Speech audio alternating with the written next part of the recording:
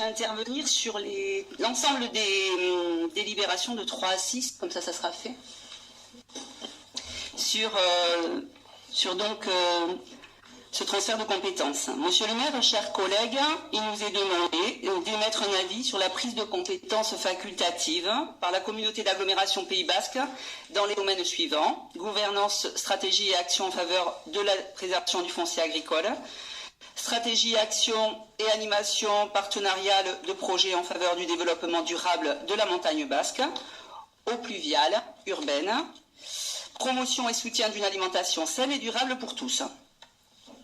Lors de nos débats sur la création de la CAPB XXL de 158 communes, j'ai largement exprimé mes craintes et les conséquences d'une telle création dans notre territoire, tant pour notre territoire que pour ses habitants. Je répète rapidement pourquoi j'en étais inquiète. Le calendrier est contraint, les lourdeurs et les complexités administratives, l'objectif de réduction drastique des intercommunalités, le risque d'épaisseur et d'inefficacité du millefeuille territorial, le financement dispendieux et enfin l'absence de démocratie citoyenne. Aujourd'hui, le climat du social du moment donne raison à toutes celles et ceux qui avaient exprimé, comme moi, tout ou partie de ces craintes. Près de 4 ans après la loi NOTRe du 7 août 2015, la nouvelle organisation territoriale de la République, nous avons bel et bien éloigné du pouvoir les citoyens avec la création, entre autres, des méga-régions, métropoles et intercommunalités XXL.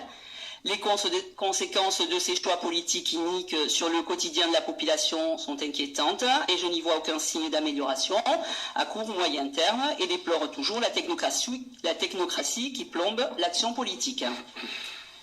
La France insoumise, dans sa convention 2018 en décembre dernier à Bordeaux et à laquelle j'ai participé, proposait, sur la question qui nous est posée aujourd'hui, de préserver la démocratie et la proximité du service public en refusant tout transfert facultatif aux intercommunalités. Il est inconcevable que nos citoyens soient systématiquement tenus à l'écart des décisions et que nous ne répondions pas à leurs préoccupations en termes d'emploi, en termes d'éducation, de salaire, en termes de pension, de logement, de santé et de mobilité. Plus de 100 jours, oui, plus de 100 jours que nos concitoyens manifestent chaque samedi dans tout le pays, réclamant plus de démocratie, de justice fiscale et sociale et territoriale. Et j'y participe. Nos mandats d'élus de proximité nous obligent. Écoutons ce que nous disent et nous demandent nos concitoyens, par nos choix, par nos votes, par notre mobilisation aussi, à leur côté. Nous avons le pouvoir d'agir de notre place pour le changement légitime réclamé. La France insoumise propose l'abrogation de la loi NOTRe qui n'a de cesse d'éloigner le citoyen de l'élu et donc de ses préoccupations, de ses besoins et de ses attentes. 70% des Français expriment d'ailleurs une défiance à l'égard de la classe politique. Un maire sur 2 indique ne pas vouloir se présenter en 2020, notamment dans les petites communes, révèle une enquête de l'Observatoire de la démocratie et de proximité, donc je pense à toutes ces zones rurales.